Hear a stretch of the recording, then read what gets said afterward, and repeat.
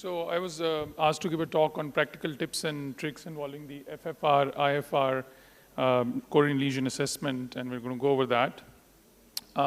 This concept of coronary physiology has been around since 1979 when a paper was published by Grunzig et al. In NEJM, where they dilated coronary lesions, and once they decreased the stenosis, they measured pressure gradients across the lesions after decrease in stenosis, and the pressure gradients went down. But it's only 2 decades later that FFR was put to clinical use after the deferred trial. And what is FFR? In simple terms, all that you need to do for all practical purposes is maximal achievable flow as achieved by maximal exercise or maximal hyperemia that is directly proportional to the myocardial perfusion pressure, that is hyperemic distal coronary pressure. Flow is equal to pressure change divided by resistance. We all know from our physics days. So we have to assume the resistance in the microvascular blood and venous pressure is 0. And if you assume that, then the formula that we are left with is FFR is equal to PD over PA. And if that value is less than 0.8, that's considered significant based on our studies done with nuclear imaging and stress imaging, showing ischemia in lesions where FFR is less than 0.8.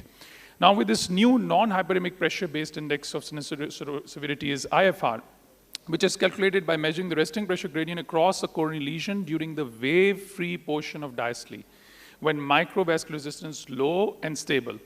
And this measures the physiologic impact of a coronary lesion on the distal coronary bed.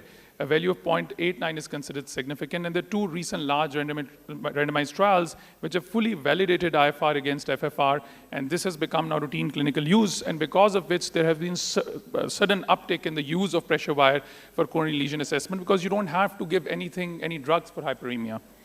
So this is nicely illustrated over here, that you have a catheter tip which is measuring the proximal pressure, the wire transducer is measuring the distal pressure, and P distal versus P aortic in maximal hyperemic state is FFR. And IFR is in the wave-free period in diastole. You measure that in a resting state, and that is IFR.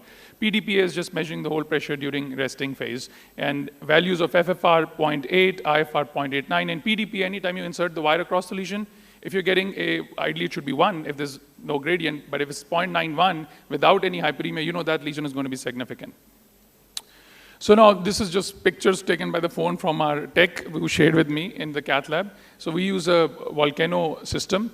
This is the, actually pointer ka kya hisab kitab hai? We use the volcano system. So I guess it's nazar nahi aayegi. So volcano system we use, and you can see the 0.014 wire, which is a regular wire. It's just not as steerable as the regular wires. And you can see the console of the volcano system, which is a pressure wire and IVUS over there. And this is what comes out of the packaging. So this is what comes out of the packaging, the plastic tubing. You put it down on the table, flush that plastic tubing, let it sit there for 60 seconds, then hand over this cable, plug it in to the console, and the machine will say, it's not showing up over here, that will start saying by itself, wait for zeroing. Sometimes you press the 0 button, but over here in this console, it says wait for zeroing. Then it will say zeroed and ready to insert. So you're going to use the insertion tool, advance the wire to the guide catheter tip, and this is where the radiopaque marker, this area, the proximal part of the radiopaque marker is where the pressure transducer is. You're going to bring that part of the wire to the guide catheter tip, and then you're going to plan to normalize or equalize. But I've specifically showed this insertion tool. A lot of people make the mistake when they press the normalize button, they haven't taken the insertion tool out. Take that insertion tool out, flush with normal saline because you leave the contrast and your pressures are going to be damped. So you flush with normal saline, take the insertion tool out, and then press the normalize button. And before you're doing all this, pressures, make sure your transducer heights, all those were okay, and you're zeroed properly to get the accurate reading. Those are the important steps to keep in mind. Then, this is after that, you're going to cross the lesion with a wire, and then you can do your IFR, FFR measurements. This is a gentleman who kept coming back with equivocal chest pain. Stress test was non-diagnostics. We did an IFR, FFR. It was significant. We stented the LAD. So just going over the steps, just a reminder of the steps. Important point, the steps that I didn't mention over here was pull back. Then when you're done with the FFR, IFR measurement, pull the wire back to the guide catheter tip and check for drift. There is inherent thing in the wire because of temporal and temperature mediated, that the pressure starts to fall down from the transducer of the wire. So you want to make sure the pressures are still equalized after your FFR measurements, and you want to pull the wire back to the guide catheter tip. If they're not equalized, you have to advance the wire back and do the measurements again. So how do you achieve hyperemia? Now with the IFR, you won't really need to do, but you can, I still, with the IFR to verify, do FFR as well using hyperemia. Use the same dose as you would do as a nuclear imaging stress test, that is 140 micrograms a minute adenosine dose. And after 2 minutes, you start seeing full effect with dyspnea, hypertension, in a few cases, AV block as well. Intracoronary dose, what dose to use? There are a lot of papers from 10 micrograms to up to 700 micrograms dose used. I use 50 micrograms for right coronary artery and 100 micrograms for the left coronary artery. And if you get the desired effect, that is FFR is significant, then you don't need to give any more. But I'll increase in incremental fashion, but I never go beyond 100 for the right or 200 for the left. After that, I'll stop. If you need, then you should use intravenous, because otherwise a lot of you showed pictures of AV block with adenosines and stuff, you can get all those side effects. So pitfalls that you need to remember, common ones: wedging, whipping, drifting. So what is wedging? If you put your guide catheter and engage it really deep, you're going to have wedging. And as a result of the wedging, as you can see, there are ventricularized pressures over there. So the FFR was 0.9. But when you reposition your guide and got a proper aortic tracing, your FFR is 0.79. So you need to watch out for that the guide is not wedged when you're doing your measurement. Then what about whipping? If your wire tip is in a small branch and the transducer is hitting against the vessel wall, that's going to create the whipping artifact. So you need to reposition the wire, get rid of the whipping artifact before you do your measurement. Then what is gradient versus drift? Remember, whenever you're going to have pressures from the wire tip, most of the time you're not going to see a typical dicrotic notch as you see from the aortic pressure tracing. This is the drift area, and this is where you're getting true gradient. And this is an example of somebody with drift. So you did the measurements, FFR is 0.78. But again, whenever you do measurements, after that, pull the wire back to the guide catheter tip. There should be equal pressures. That's where you equalized.